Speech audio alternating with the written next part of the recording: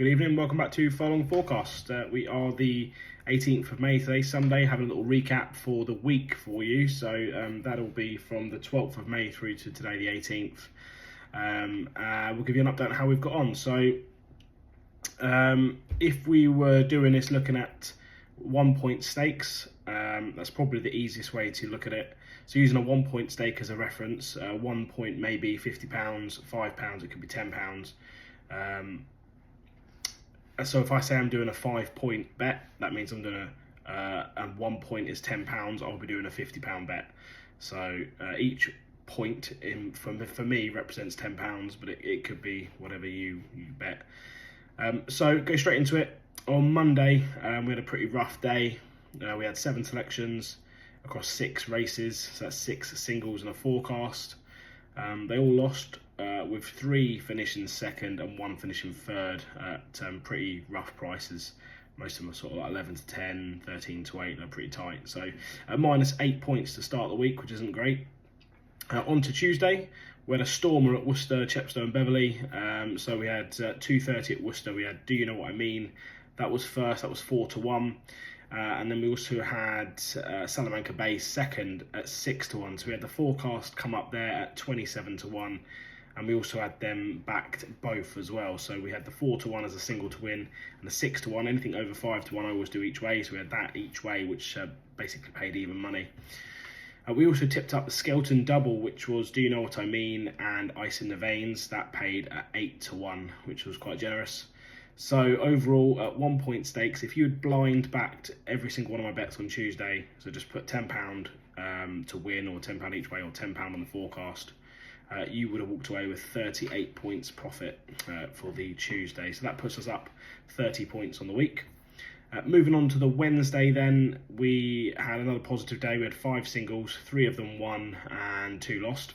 The 3 that won were 8 to 1, 7 to 2 and 9 to 4. So very happy with that. So that put us another 10 points up, which is good. So that's plus 40 points for the week by Wednesday.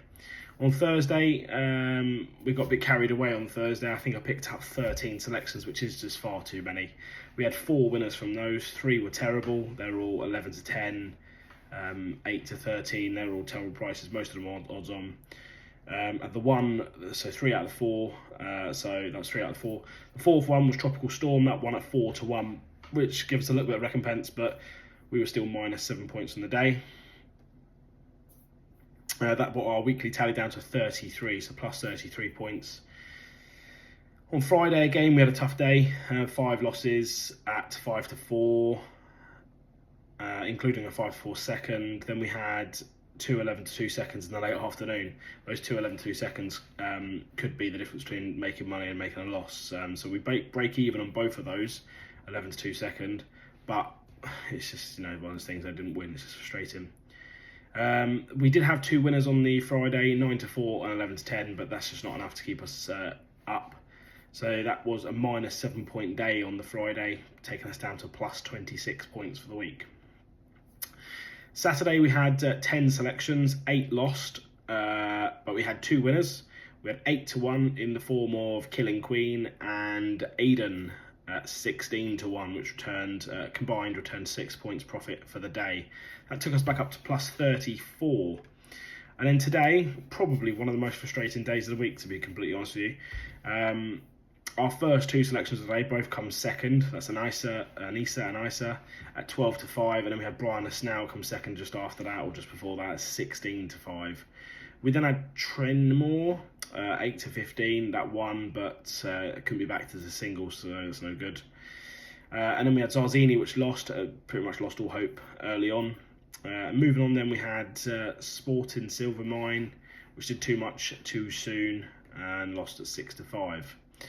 Then we had a nice pick for the final one of the evening. We ended up getting 9 to 1 for that, which came second. So 3rd one of the day that comes second, which is really frustrating. So for the day, we had 5 selections. We could only pack 4 because of the price of Trenmore 8 to 15.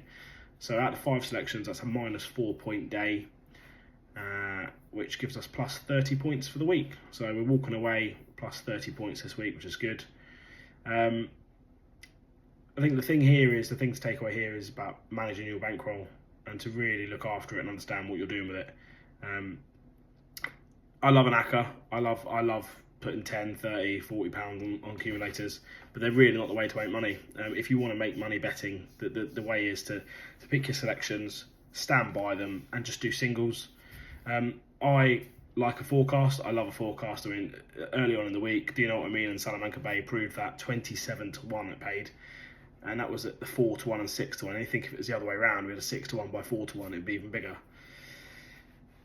So I think the takeaway is keep hammering the singles, stay focused. If you're going to do an ACCA, do a small ACCA each day. You know, £5 max bet or even £10 max bet each day ACCA. But try and focus the singles. They are the way to make money on the horses.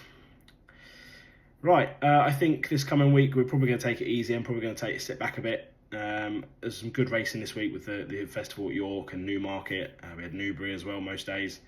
But coming into this week, we're going to take it easy. I might not get a video out until the end of the week. Maybe focus on the weekend, Friday, Saturday, Sunday. We'll see. But certainly for most of this week, we're going to take it easy. All the best. Hopefully you have a good week, and I'll catch up with you later in the week.